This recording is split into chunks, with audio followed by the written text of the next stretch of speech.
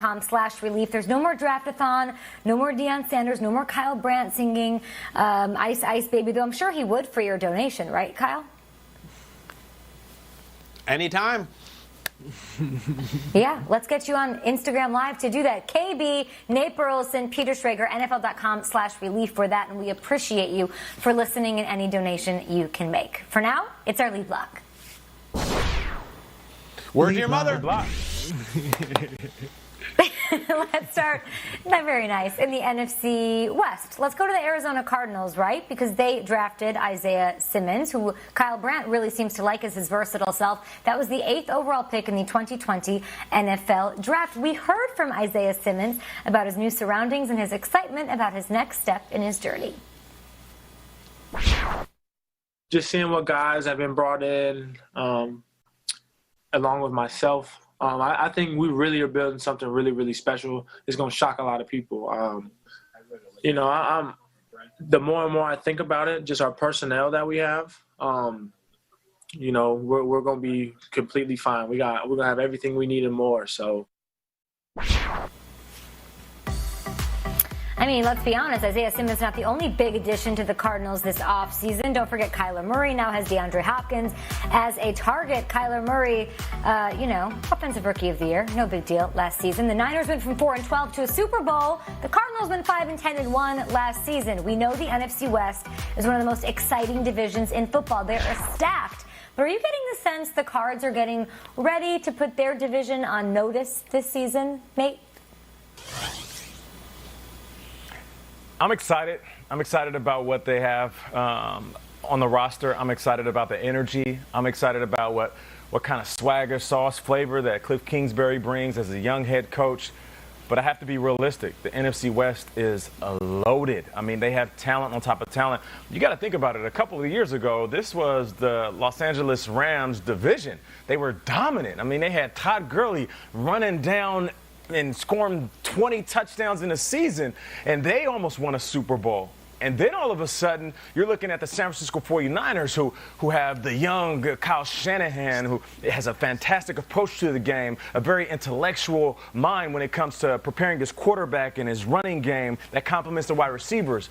And let's not forget that Russell Wilson is still in Seattle. So as much as I can say that the Arizona Cardinals are coming, I would say you have to address the teams that have been there, and that's the Seattle Seahawks, Los Angeles Rams, and now, of course, the San Francisco 49ers. It's my favorite time of year. My favorite time of year right now, because we talk all the time, virtually every single season, some team goes from last place to first place. Okay, you mentioned it. The Niners 4-12 to the Super Bowl. A year ago, last April, if one of us had come out and said, you know what, I think the Niners can make a Super Bowl run, we would have got completely clowned. They would have big fonted it on Instagram, and then there's GIFs with Mr. Rogers putting on a clown mask and Michael Jordan saying, stop it, get some help. You would have been called an idiot, and you would have been brilliant. I'm taking a shot on the Cardinals. I like it, not just because of the talents, not just because of the changes they've made. You know, there's a subtle thing in this roster that is not maybe as flashy as adding Nuke the Bomb or having Kyler. They got a few key leaders that have been there. Like Larry Fitzgerald obviously has been to a Super Bowl. Chandler Jones has won a Super Bowl. One of their linemen, J.R. Sweezy, has won a Super Bowl. Their bleeping punter, Andy Lee, has been to the Super Bowl. So as young as they appear, and we get all wrapped up and their coach wears loafers without socks, they got guys who have been to the mountaintop in addition to the firepower. I think they can make a run this year. I think the Cardinals are going to be really good, and their record's going to reflect it. I'm with Kyle on this. Who won the draft, we always say. Who won the draft? And we look at the picks and we say, okay, well, this guy's a name guy from a big program. Hey, the Cardinals on the first 2 rounds got DeAndre Hopkins and Isaiah Simmons. You want to talk about winning the draft? And then Josh Jones, who was their 3rd-round pick, who no one's talking about, I had projected as a 1st-round pick in my mock draft coming out of Houston, and he slipped to the 3rd round. So you get 3 different guys who are going to play right away, are going to make a difference. And I'll tell you, to be able to come off the way they finished last season, not only did Kyler win NFL Offensive Rookie of the Year, they beat the Seahawks in Seattle with Brett Hundley at quarterback. Remember, they had a very big victory in a game that the Seahawks needed to win. There's momentum, and I know we look at the record, and we say, they didn't really do much last year. They had the 8th pick in the draft. No one played San Francisco tougher in the regular season. than the Arizona Cardinals. They almost beat them on the Thursday night game at home. Then they almost went into their building where they led by 16 points before losing. I feel like the Cardinals have a lot of positive momentum, but because they're not necessarily on the East Coast or in a traditional NFL city like a Chicago or a Green Bay, we're not going to be talking about them maybe as much as we should be. This team is ready to compete, and I can't wait to see what they have in store for us next year. It's a tough division. I'll go back to Nate here just because Blake Shelton really did you like that in that live chat on Draftathon. Like, he really came at you for saying, you know, why do you hate the Cardinals? And you started this sentence off. You started your point off by saying that you're so excited. And so am I, like the direction they're going into. They're clearly getting better and better every year. But I have yet to see Kyler Murray play in a big game in the NFL. And I think I need that to throw all the way in. Would you be surprised if they got the wild card this year? No, I wouldn't be surprised. I mean, to Peter's point, you know, adding DeAndre Hopkins, Isaiah Simmons, and then to Kyle, you know, his point about a team going from the bottom to the top, it happens every single season. You know, I'll take you back to a Draftathon moment where Blake Shelton is kind of, you know, giving me some rib shots about hyping up other teams within the NFC West. And I'm laughing, and then in comes another player, and it's like, boom, whatever sound it made, and Kyler Murray joins the chat. Right. So then there's this interaction between Kyler Murray and Blake Shelton, and it's and we're asking Blake if he has any Kyler Murray stuff, and he looks behind him. He has all kind of Kyler Murray college memorabilia, and then Kyler's like, "You need some real stuff. I'm going to send it to you." But what was funny was Blake Shelton was like, "So do you like the selection? Do you like that they went defense, or should they have got you some big fellas up front to protect you?" And Kyler, he pauses for a second. He's like, I would have appreciated some offensive lineman help. So, you know, to answer your question in a very long-winded way, you know, Kay, I think if we're going to see success out of the Arizona Cardinals, you're going to have to see Kyler Murray running less. I know it's exciting to see a fast, athletic guy take off like Lamar Jackson, but I want to see him within the pocket. And if he can protect himself, not have to throw the ball away every 4 plays, not have to take off and run because that's the only option, if he can sit in that pocket and show out that arm that we know that he has, then yes, these guys can make a run into a wild card spot.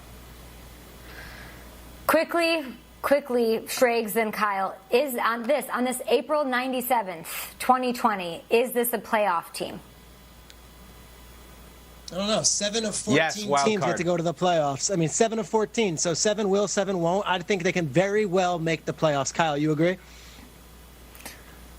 Yeah. Yes, wild card. You can make the playoffs now at like 3 and 13. It's crazy. I'm putting them in. Love it. The virtual NFL draft went off flawlessly. Not everybody in the NFL, though, was so lucky, guys. Rams head coach Sean McVay said that he had some technical difficulties. Get this, guys. Maybe you can relate to this, communicating to his team. It was pretty smooth other than my first team invite where it was a team meeting. I somehow disconnected only to enable audio on the telephone setting. Provided some good comic relief for guys. I was feeling myself a little too much on this IT, and we got a dose of humble pie this morning. Okay, I love that wallpaper. I love everything going on at Chateau McVay over there on the West Coast. But speaking of being humbled, last offseason we were referring to the Rams as the defending NFC champions. It's crazy what happens in this National Football League. This offseason, I feel like they're just another team on the heap of guys who missed a playoff situation. So are you confident Sean McVay has something up his sleeve to show, hey, I'm the wizard. I'm the best play caller there is in the landscape of the NFL, Schrags? Where's he in 2020? Look, I've spoken to Sean a lot over the last few weeks. I could tell you that he was roaring and ready to go for this draft, even if they only had second-round picks to start things off. They wanted Cam Akers, the running back out of Florida State, but they had the 52nd overall pick. The question for them was, is someone going to take him before them? So they were antsy. He was antsy. He was wondering, is someone else going to take another running back? We saw other running backs go before Cam Akers, DeAndre Swift being one of them. They sit at 52. They don't trade up. They get their running back. Then they get Van Jefferson, who is Sean Jefferson's son, a player that Nate has already talked about on the show plenty. This guy could either be the next Keenan Allen, or he could just be a really suitable number 3. They're happy with the draft picks in the second round. I can tell you that Sean is fired up and ready to go. But this is going to be an uphill climb. Losing Todd Gurley, losing Brandon Cooks, and losing a lot of defensive talent this offseason, Clay Matthews, Eric Weddle, to name a couple. It's going to be interesting to see if they can compete with all these high-flying teams in the NFC. So, yes, is he confident? Absolutely. He believes he can win any game against any coach. Am I confident? Absolutely. I've seen this team do things before that we didn't think were even possible 2 years ago. Is it likely? Well, we'll have to wait and see. Yeah, I'm confident too, Shregs. I feel you. I feel like Sean McVay has something up his sleeve. You know, you mentioned Todd Gurley, and I find it interesting that Todd Gurley is now gone, and I almost have more faith in this offense than I have before. And I know it sounds like a little bit of a contradiction because I've been so hyped and so high on Todd Gurley, even last year, denying that he wasn't banged up and saying he's going to do it again. He'll be the best running back in football. And it proved that he was a little banged up more than people thought. But I feel like because there was a certain sense of loyalty that Sean McVay had to Todd Gurley, maybe an appreciation for what he has already done in a Rams jersey. Also, the amount of money that they paid Todd Gurley, they almost had to incorporate him in the offense even when Todd Gurley wasn't 100% healthy. Now, Todd Gurley's not on that roster. You don't have that dedication to making sure you get every dollar out of him because you paid him. I feel like now they can run a very honest offense, and Sean McVay can be as creative as ever without having to cater to certain players because of maybe how much they're paying them or the loyalty to the individual. All right, everybody's great. Everybody's making the playoffs, and everyone's going to win the Super Bowl. Hold on a second here. Hold on. This is a very, very, very interesting season for Sean McVay. This is the season we find out, I think, what he's really made of. Bill Belichick is the guy who can lose Richard Seymour, can lose Rodney Harrison, and still be in the Super Bowl every other year. I don't even recognize this Rams team, guys. It is so much more than Todd Gurley, Brandon Cooks, Marcus Peters, Aqib Talib, and Ndamukong Suh, Corey Littleton, all these guys that they once had are poof, gone. Sean McVay, in his time with the Rams, has never had a first-round pick because they mortgaged the ever-living hell out of their future and took a shot to get to that Super Bowl, and they couldn't cash it in.